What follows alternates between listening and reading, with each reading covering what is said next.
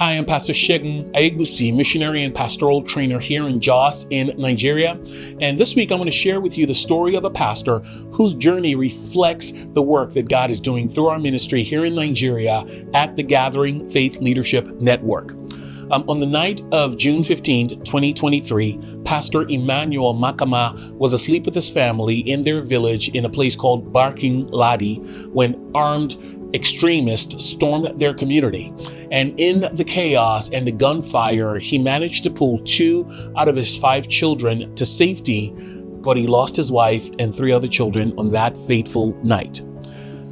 A year later, Pastor Makama joined our soul care course for pastors. And week after week, he just sat quietly in the back of the class, barely speaking, barely smiling. And so one evening, a team member and I invited him to dinner. We took him out to dinner. And what began as a simple meal turned into the first safe conversation he had experienced in over a year. He talked, we listened, we cried with him, and we prayed together. And slowly but surely, something began to shift. But for now, meet Pastor Makama. My name is Reverend Emmanuel Makama. Okay. Yes, sir. That I have in mind before even finding myself in the ministry.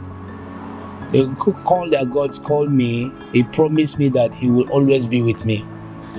And then my life will not be limited. So after the incident that happened to me, I was that kind of confused. Is God real? Is what God is saying about me, is it going to be possible? How is it going to happen? Yes. And then sometimes I even think, why is me, somebody with hope, and then facing this kind of situation? But when I begin to attend the classes as teaching was going on, gradually I begin to understand that challenges, working with Christ does not warrant that challenge will not come your way. So I was encouraged to face the reality. Right. If I'm to tell a pastor who is grieving about soul care, anything about his life is just to give a trial. When I start to come here, I begin to feel as if this program was organized because of me. Because I feel the impact, even thinking more than the other people, because the way it has helped me. So I will tell the other pastors out there to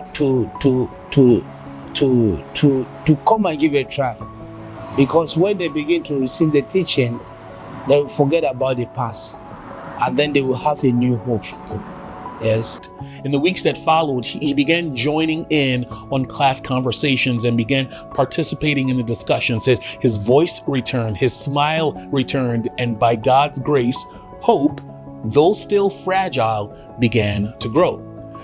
Pastor Makama's journey isn't over, but today he's rebuilding, he's growing, and he's going to be graduating from our soul care semester this year for pastors.